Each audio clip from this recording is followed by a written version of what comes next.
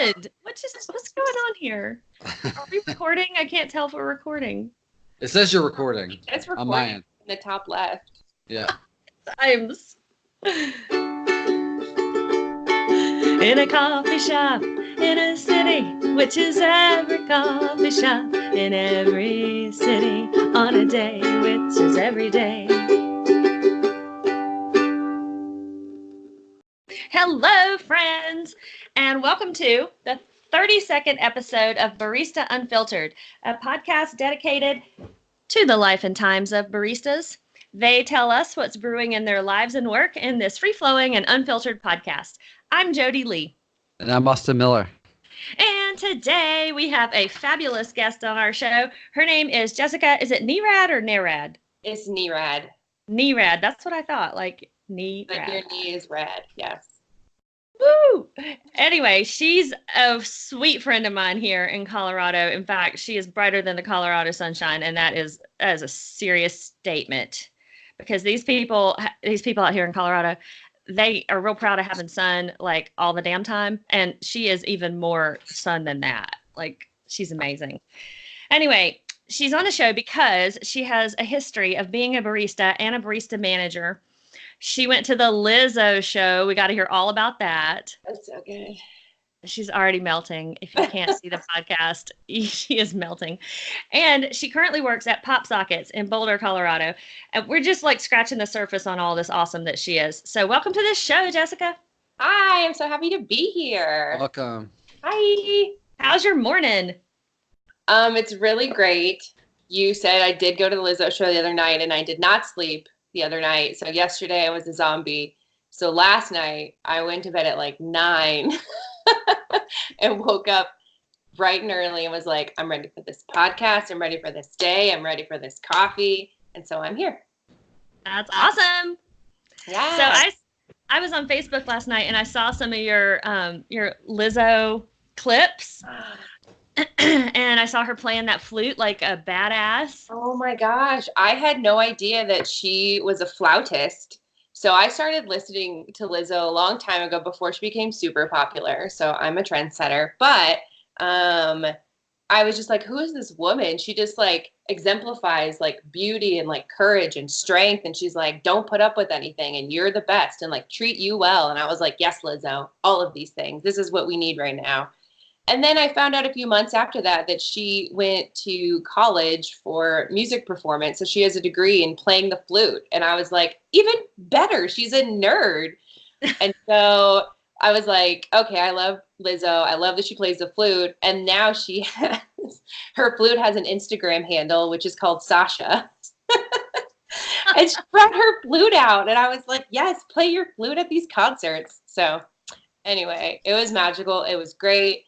Everyone was super friendly. The crowd was great. No one was angry. We were all just there to like have fun and sing songs. And it was just like a very awesome experience. But I was tired because she didn't start playing until 10:30, and that's my bedtime.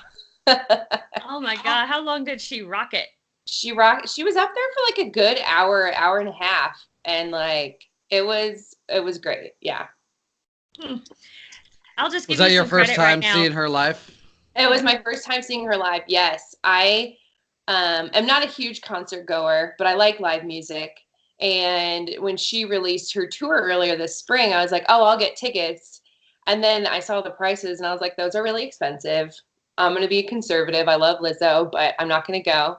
And then out of the blue, nowhere, a few months later, my boyfriend, Jake, was like, hey, I have a surprise for you. And I was like, what? And he like pulled open his phone and like got on LIZZO's pre-sale list and bought me tickets. And I was like, yes, best ever. And so I asked him, I was like, well, do you want to go to the show or can I bring a girlfriend? And so he was like, you do whatever you want to do. And I was like, okay, I love you and thank you, but I'm going to bring a girlfriend so we can jam out together. And he was like, yeah, do your thing. So, yeah. Well, just for the record, I will state that you are the person who grabbed my phone first and went onto a LIZZO Spotify something and was like, you got to listen to this. You got to listen. So every time I think of LIZZO, I directly link her to your awesomeness. Yes, that's awesome. Cool. Yeah. Jodie, are you gonna go to the next show the next time she comes around? Yeah, if I'd known she was here, I would have gone to that one. Yeah. But I mean, I do love live music. I perform it and I like to go see it. Yeah. I mean, more so now even than I used to when I didn't play music. Like I'm in an orchestra and I'm a vocal part of a vocal ensemble that backs up a rock group. Like there's just all kinds of stuff I'm doing to perform, and so now I feel like I have to get out there more. Like it used to be hard for like you. I would struggle with like, I don't know if I should pay for that. And now I mean, $300 would stop me from buying a ticket, but $100 will not at this point. Mm-hmm. And it used to. You're not going to go see Madonna, but you might go see Lizzo. I would go see Madonna and I would go see Lizzo. Those two Madonna's going to be 300 plus. She's going to be okay. expensive. I would pay for that. I would totally pay for Madonna. No. Well, I mean, like, I used to go to so many concerts a long time ago, and I used to live in Kansas City, and there's a radio station called 96.5 The Buzz, and a long, long, long time ago, they would always have a summer concert series, and every concert would be $9.65. And so you're like, heck yeah, I'm going to go to all of the shows there, even if I didn't like the band, because it was $10 to get in. And like, you know, nowadays you cannot find that anywhere. And I understand the need to like pay performers and like artists, and this is their career. But like, if it's $45 for someone that's like kind of mediocre, like I'm not going to pay that to go see them. So. Yeah, it's tricky. And $10 is now like what you pay for a convenience fee. Right. But, you know, we just got that new venue, Mission Ballroom here in Denver. That just opened up this year. And I saw Brandy Carlisle there like a week or two ago. Fantastic. Wow. And then Michael Franti's going to be there this Friday. So tomorrow. So I'm going to go see that. Wow. Like, 2 shows in 2 weeks, Jodie. I know. Like, I'm not missing things anymore. No. Life is too short. I don't know. But I crossed that in my head somehow. Like, I don't know. I made that leap. Austin, do you need to fix your light situation? You know what? I was about to say I need to get up and get some sunglasses. I'll be right back. But I love. Okay. Can you tell? I'm like, ah. Yeah, Austin's got a major sunbeam. The sun just came over this building. I'm just going to get some sunglasses. I'll be right back. Yeah, no worries. We'll just keep it going.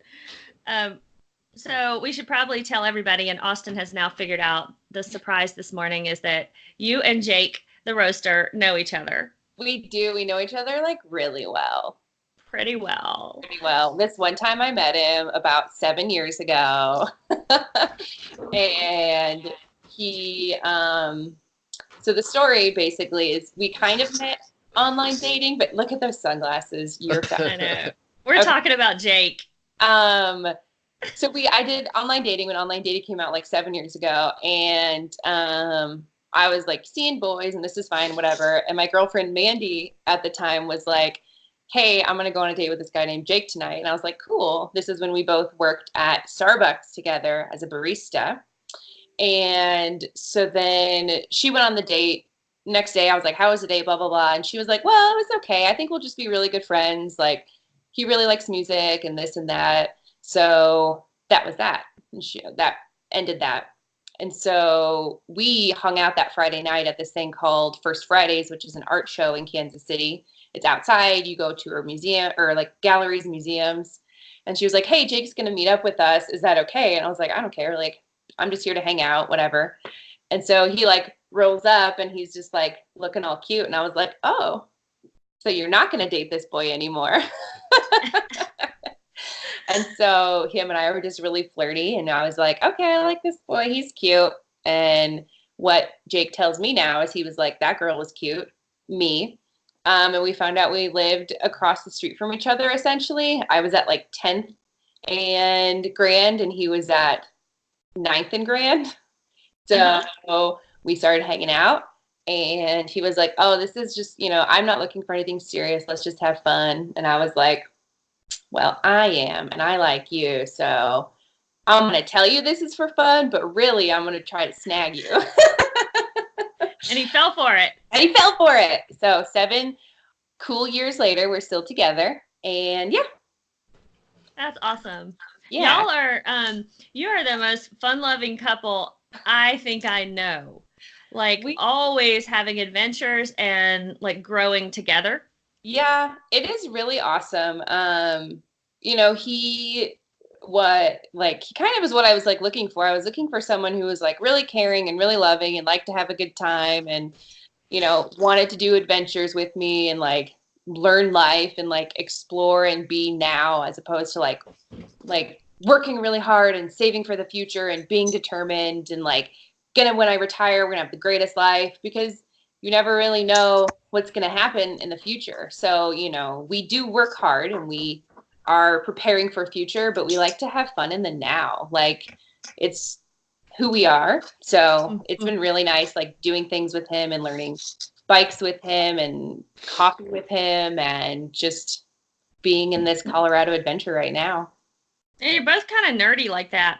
Oh Like yeah. they just started paddleboarding, like after, I've been paddleboarding a few years, and the arguments that they get into are hilarious. They're like, do you hold the paddle with the paddle going this angle or that angle? And I'm like, oh my God, people read some blogs. Like I'm not getting in the middle of this.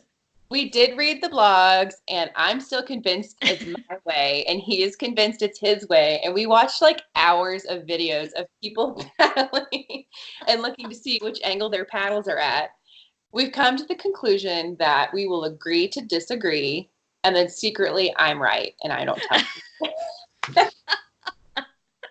Yeah, I mean, but those are like just fun things, It's like I am always I don't believe what I hear for the first time, and I need to experience it and learn it on my own kind of person. And he is just thinks about everything inside of his brain, and I can see all these like calculations going through and this and that. And then when he speaks, he's like, "This is it," and like he gets it out. So it's great. Yeah. Yeah, he's a processor. You can see him doing it. Yeah, you can. You literally like he'll be like, "Huh," and you like see his like eyes go up and his like head kind of tilting around. And then like, he'll do the like chin thing, like verbatim. You can tell when he's thinking about certain processes and how things work. So like a cartoon character thinks. Very much. Like it's a little dance. Yeah. It's really cute to see him. So I was a barista at Starbucks and all of the years ago.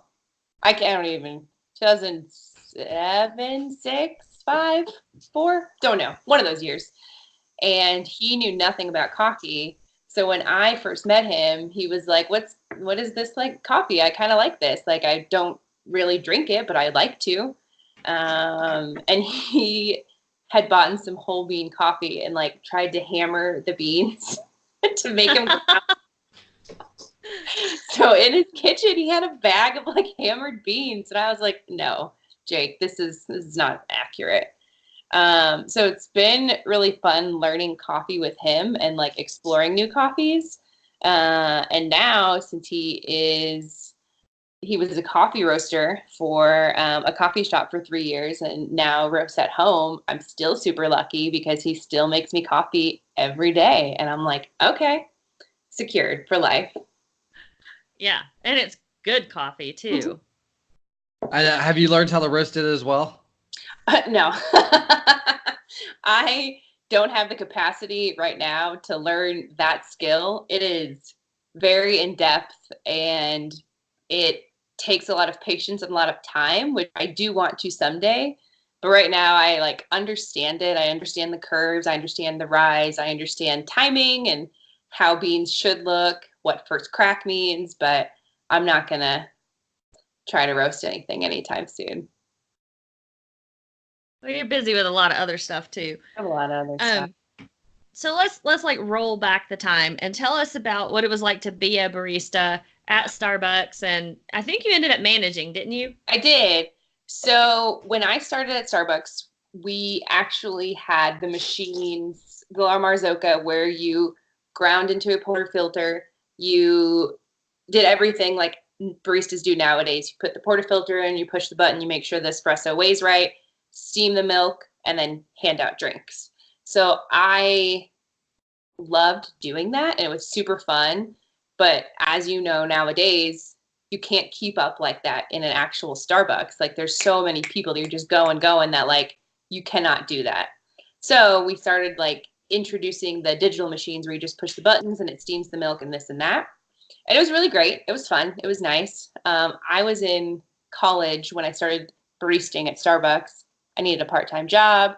I loved white mocha frappuccinos. I thought they were the best tasting things in the entire world. And so I went to the Starbucks on 39th Street in Independence, Missouri. And at the time, Sean Huffman was the manager.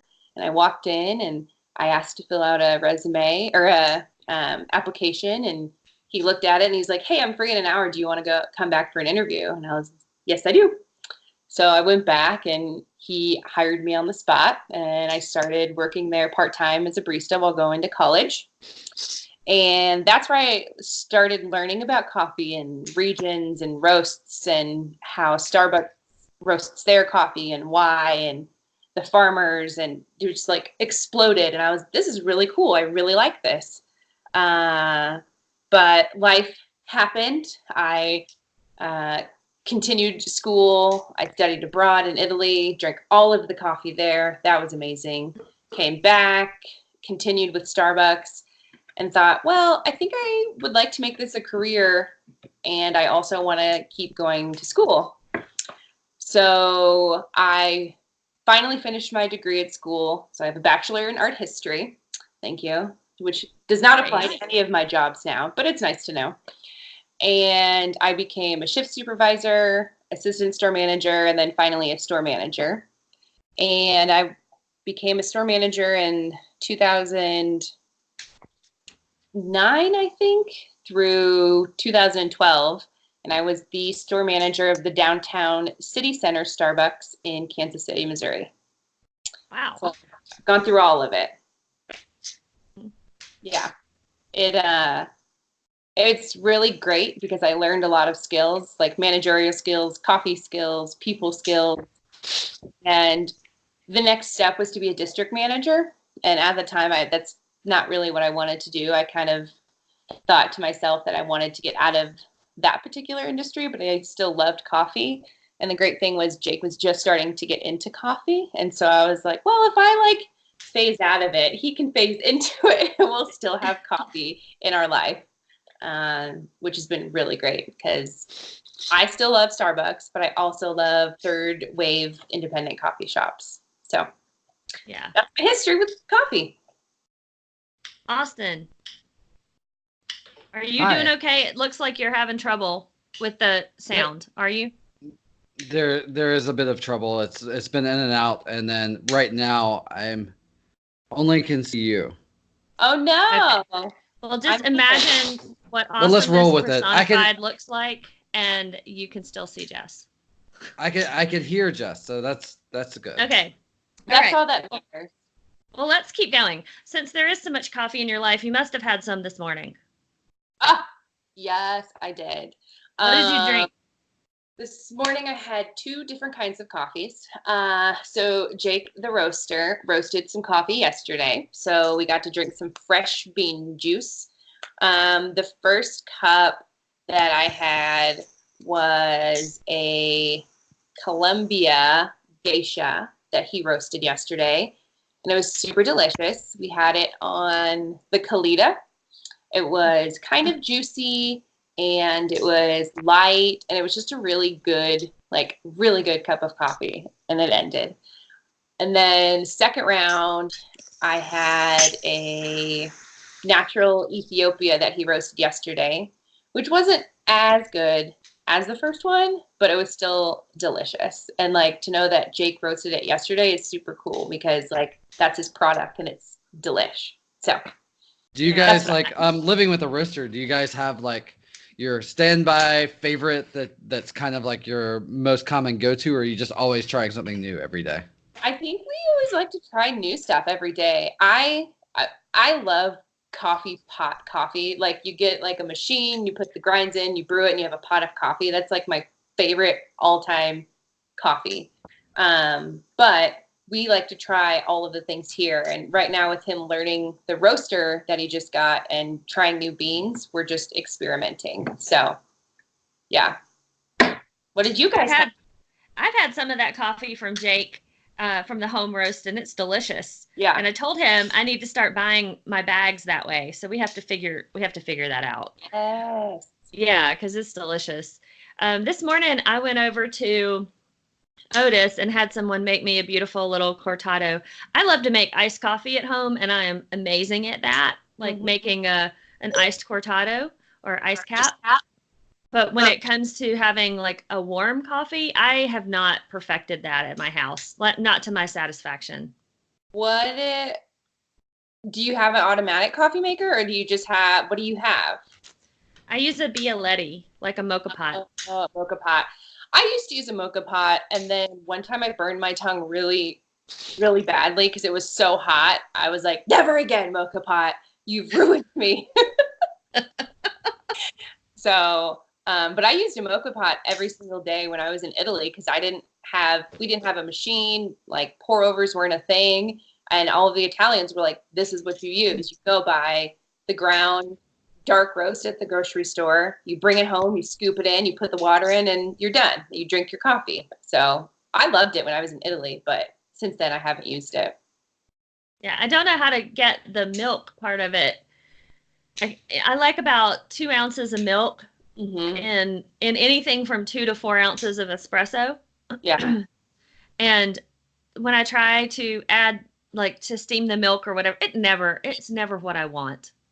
Yeah, I don't know either. I know they have those like machines that you can buy that like put milk in and it like swirls it for you and it like warms it for you and you can pour it in, but like I'm not about that adventure right now.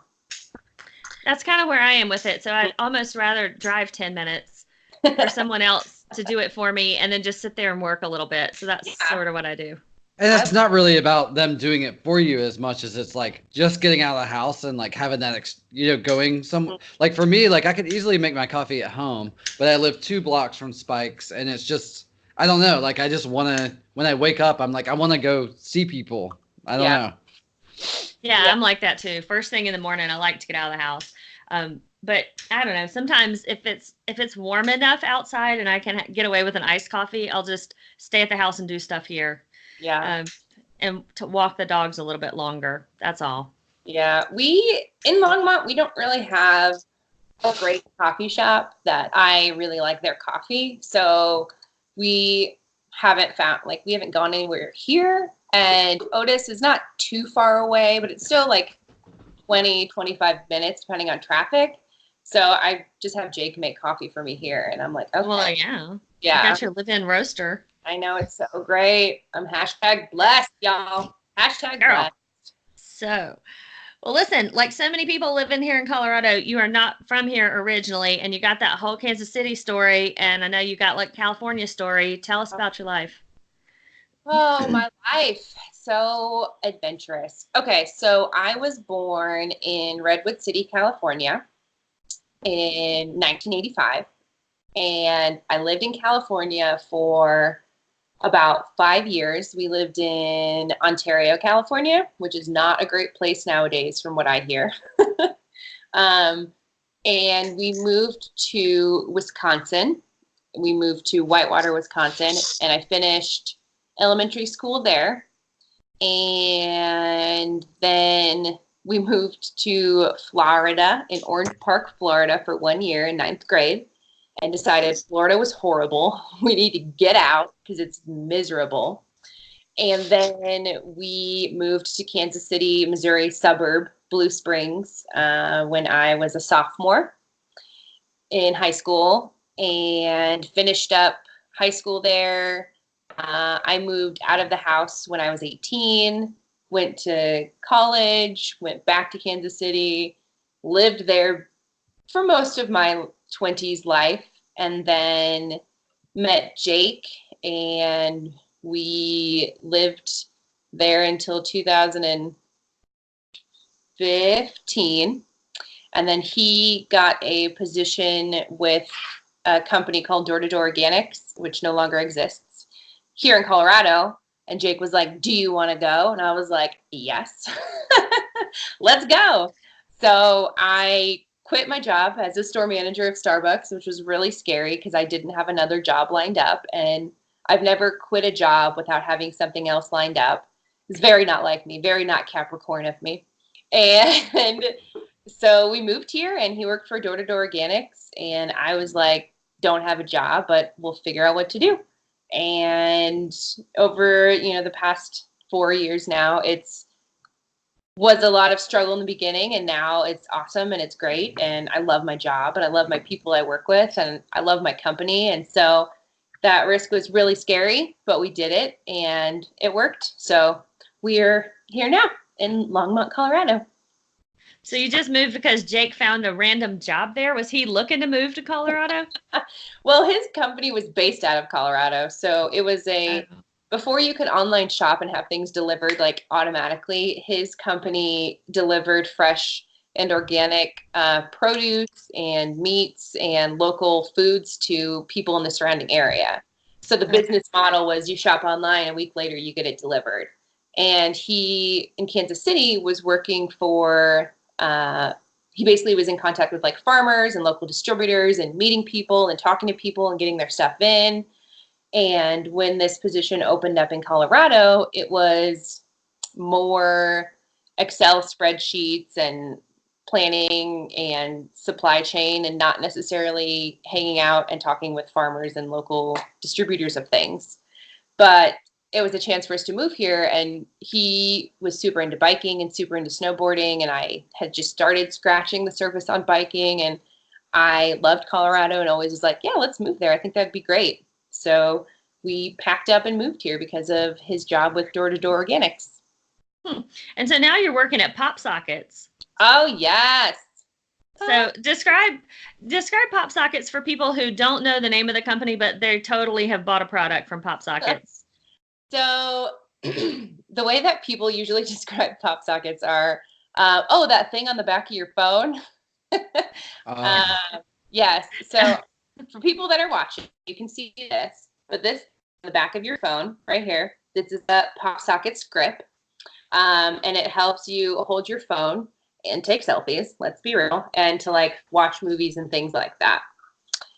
And we have expanded our lineup. So we now partner with OtterBox, and we have like integrated phone grips to cases, which is really cool.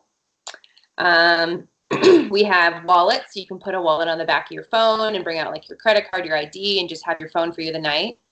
We have minis, which are super cute. We are partnered with Apple right now, and we have it's called a slide, and it sits on your phone, and it's like a belt for your phone with a grip. So you can like move the grip up and down on the back of your phone, wherever you want to put it. And we're breaking into the electronics world and trying to do a charger. And so we have a lot of fun new products, which is really great. But we also have I guess I would say a mission it's called Poptivism. And what that means is we as a company don't necessarily support any particular nonprofit, but we want to support our consumers or who have passions for different things. So if you are passionate about LGBT rights and there is a foundation that you would like to support, you can create a pop grip and you can sell online. Once people purchase that grip, 50% of those proceeds goes to that organization. And then, we keep the other 50%. If you are passionate about women's rights and there's an organization that you want to support, you can go on there and you can put a grip on there for people to purchase, and then we give 50% to that organization. So we're hopefully trying to be an avenue for other people to put their what they would like to support out there, which I think is super cool, because not only are we trying to be your voice, but like it's showing that people have these passions, and anyone can be a poptivist is what we call it. So I really think that's super cool, just because we have this easy way for people to do that online. So that's like the caveat that keeps me like real happy at work at HR, is that like we're not just about taking in money and seeing how much we can, put in the bank account. We also have given, I think it's over $5 million to nonprofits since we rolled this out a year and a half ago. So it's been really exciting to see that grow. But yeah. That's awesome. Tell us Yeah. a little bit about like what your facility is like. Our facility, our compound. Like, it's huge. No. Yeah, it's not really, I wouldn't call it an office because it's more like a playground with some desks. Explain it to everybody. Oh man. So when I started with Popsockets, it was January of 2018. And we were in a building that was about 4,000 square feet. And we had 120 employees between our office and San Francisco office. And it started growing, and we started bringing on people, and we started getting really busy, and everything was getting exciting. And we realized very quickly that we were going to need to have a new space because we couldn't support, everyone was like shoulder to shoulder working, and we allowed dogs in the office, which is great, but like there was like dogs everywhere, and everyone was just like, this is chaotic, this is hectic. And so we had to basically rent out a second building temporarily to fit people because we literally could not put any more desks in there. And it was so stressful, and it was so interesting to manage. But so in the fall of 2018, they were like, we've got a building. We're going to start construction. It's about a mile away from here. It's going to be awesome. All these new cool things. And so we were like, okay, hurry up.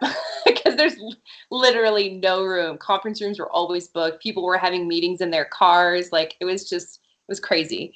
So we finally moved into our new building in May of this year. And instead of 4,000 square feet, it is 40,000 square feet. And it's like, you can move, you can sit at your desk, you can it is wonderful. We have a bunch of fun conference rooms that have like swings, which I have fallen off of before because I was wearing yoga pants and it just slipped right off. But, and there's like cool graphics on the wall. There's fun colors. We have a bar upstairs, which faces the Flatiron, so the mountains, and it's a really pretty view, $1 million view. We have a huge kitchen with like 3 fridges. I was on the coffee side of the install, so I sourced out a few machines that I was thinking that would be really good. I wanted to get a barista and a machine and like have the barista come in and like do everything, but it was not within budgets. But we got this super cool machine where you just like push buttons and it'll make you a cappuccino, or it'll make you a latte or espresso or Americano. And so that's like the fun machine for everybody. And you can have 2 kinds of milk in there. And right now we currently have oat milk and almond milk. So you can have almond milk lattes or oat milk lattes, which oat milk lattes are like the cool, new, awesome, delicious thing. They're so good. The oat milk is creamy and it's delicious. And then we have a bulk batch brewer that you would see at like a typical coffee shop that brews large portions of coffee. And so it's wonderful and it's amazing. And I love just hitting the buttons and just going to the large coffee maker. Yeah. You know what really impressed me too was they have a bulk bin wall. So you know how you go to Whole Foods or whatever and you just rotate a button for things to fall into a bag. They have that, and they have nuts, they have cereal, they have pretzel, like everything you could imagine in a bulk bin. Like literally you could go to work there and never leave. And they have a secret room. Can you tell about the secret room? We have a secret room. It's kind of like Harry Potter-esque style. It's a library. So you walk by and there's shelves and like little trinkets and cool things and books. And then you're like, check this out. And you push the door open and you like walk in and it's blue. It's the entire room is blue and it's super cool. And there's more bookshelves in there with little trinkets and like old school toys from the like 70s and 80s. And there's a fireplace in there and it's called the Quiet Space. So you don't have conference calls in there. You don't have meetings in there. You just go in and it's this quiet, serene space where you can just sit on your laptop and do your work if you need to. It's so cool. Other than not having hammocks or beds, you could probably live there, yes. And there's a gym. There's a gym and such nice equipment. Our benefits and compensation manager, she was tasked with that before we moved in. And so she had a budget and she was like, this is what we're going to spend. Let's get these machines. We're going to have a yoga room. We're going to have the yoga balls. And she made it baller. And I work out there 2 to 3 times a week after work. And a lot of people use it in the morning and after. And it's really nice that Popsockets cared that much about having that kind of facility to be excited about health or fitness or excited about, sure, you're hungry throughout the day. Here's a snack, here's these kind of things. We're not a Google. We don't have a climbing wall. We don't have a music room, but I think that we have a lot that a lot of employees really like, and I really like it too. So.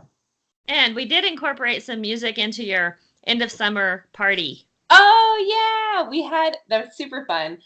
We had an end of summer party and it was at the reservoir here in Boulder. And I was like, what would be kind of something fun and unique other than just going and drinking under a tent?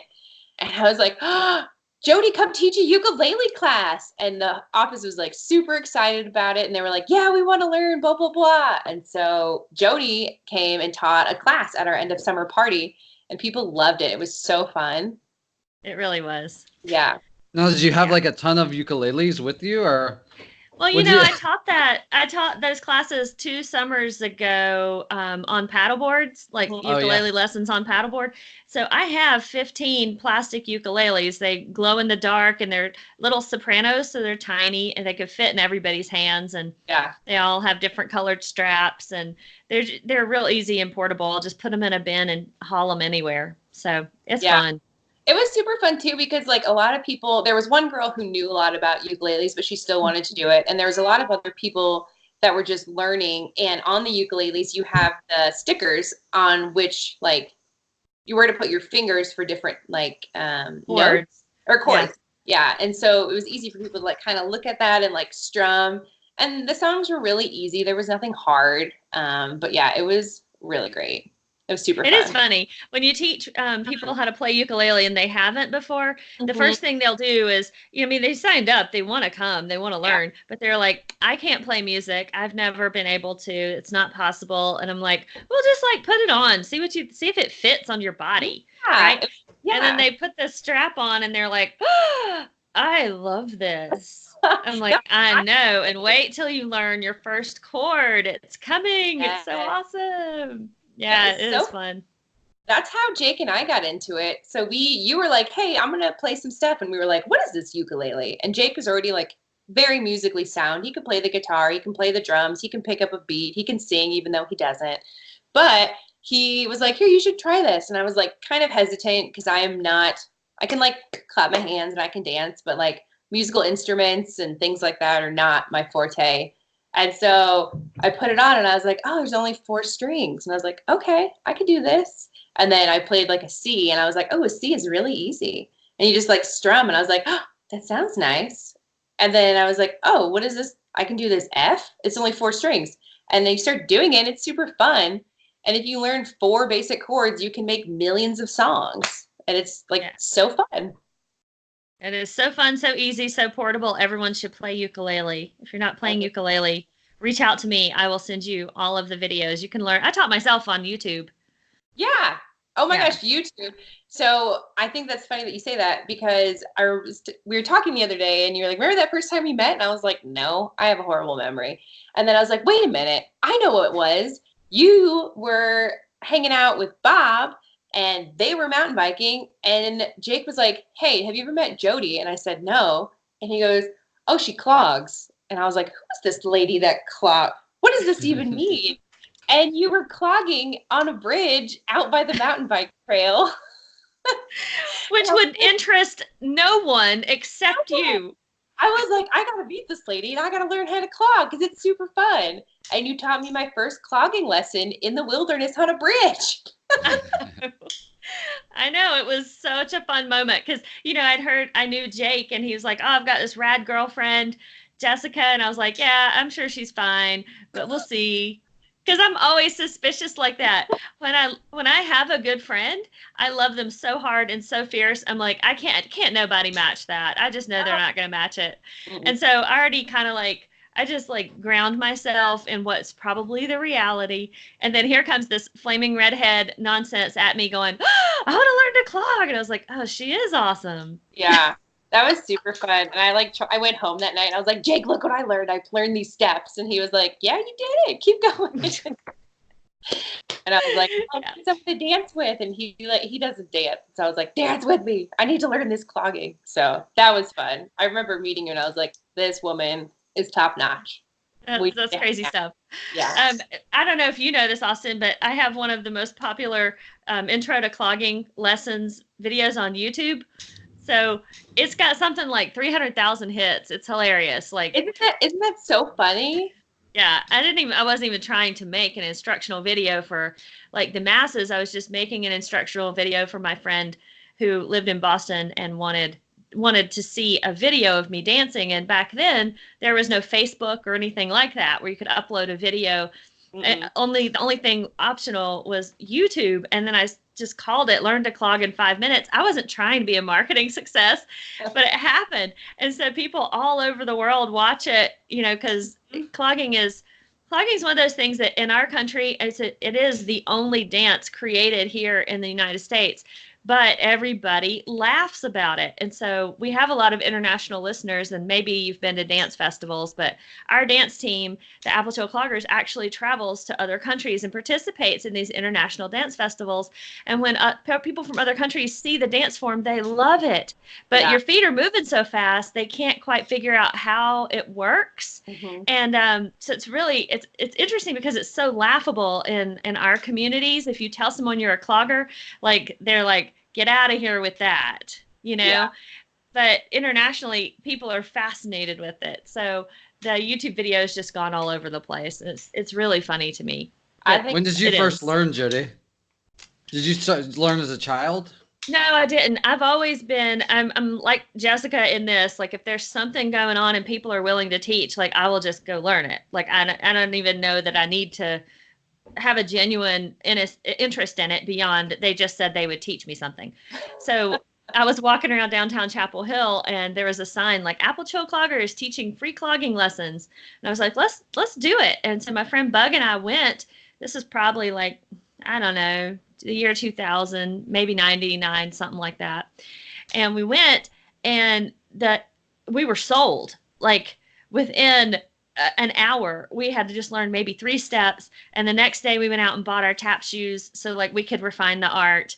And then we started stalking the people on the dance team that we would see out in the community dancing, like begging to learn one more step. And then we auditioned and got in, and we did that for years. I mean, I still go home and get into the lineups. They're kind enough to like let me jump in on stage because I do know all the dances and all the positions. It doesn't take me long. Huh? You're so good. You just do it. And It's just like having a good it's time just with muscle you. memory. It gets into your body and then it never goes away. It's just like any dance form.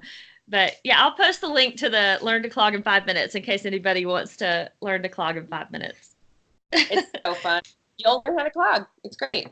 But well, listen, I just got a message from Jessica that we got like 10 more minutes left because she is running out of the battery. Juice. Let's just skip to the end here, and you tell us about your 3 favorite coffee shops of all time.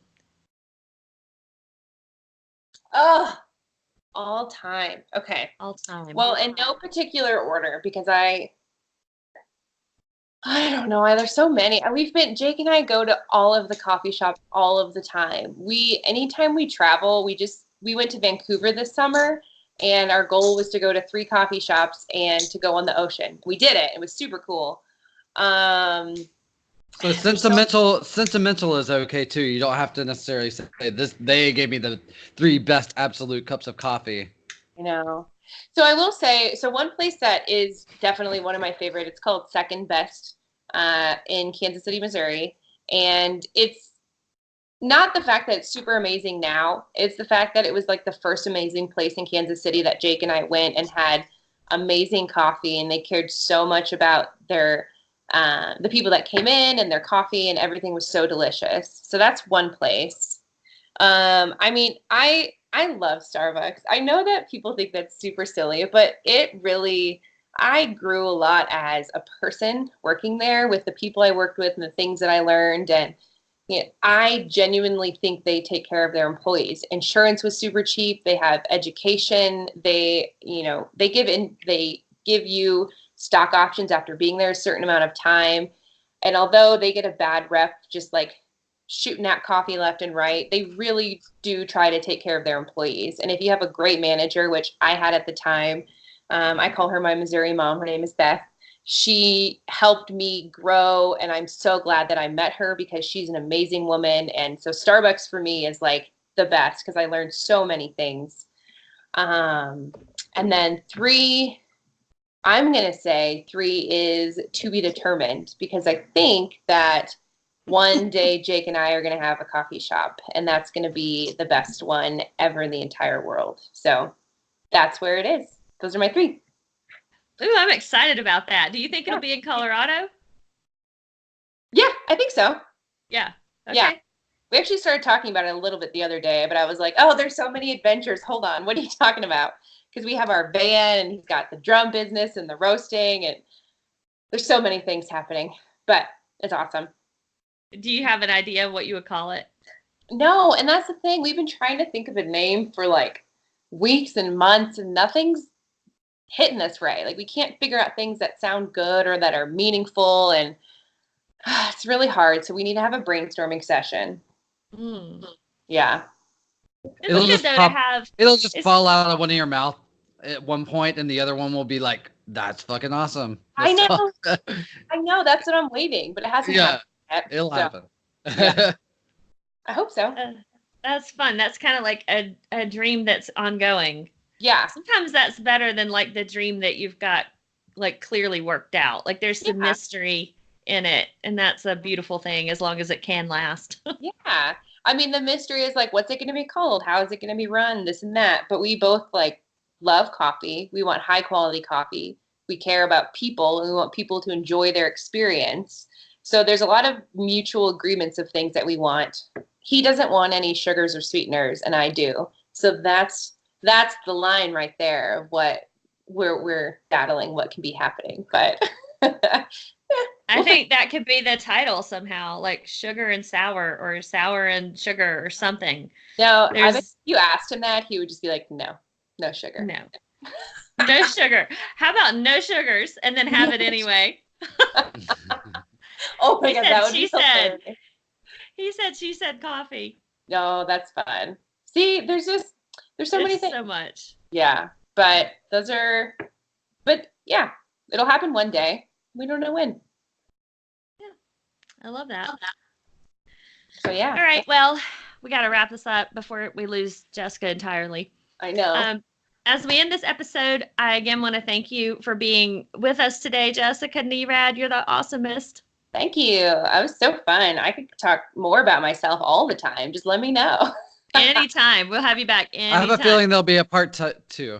Oh, yeah. Yeah, when you start your coffee empire. Yeah. Oh, empire. I am a queen, so yes, I will have an empire. Her Majesty's coffee. Thank you. I kind of like that. I like that too. Well, we want to thank everybody for joining us, listeners, and we want to hear from you guys. So if you've got a barista friend or a coffee industry expert in your life that needs to be featured on the show, write us, tell us your questions about coffee, whatever your big ideas are, send them to us at info@baristaunfiltered.com. You can find us on Facebook, Twitter, Instagram, YouTube, and we really appreciate all of you folks who have subscribed to us on YouTube. If you have time to write us a review on iTunes, that's awesome because that helps us get found by new listeners. And I also want to thank all our Patreon podcast patrons. They're fantastic. They keep us afloat. We appreciate their contributions every month. And if you want to be part of the cool kids that support the podcast, head on over to patreon.com/baristaunfiltered. I'm Jodie Lee. And I'm Austin Miller. Y'all be good and stay caffeinated, friends. Bye, everybody. Bye. Bye.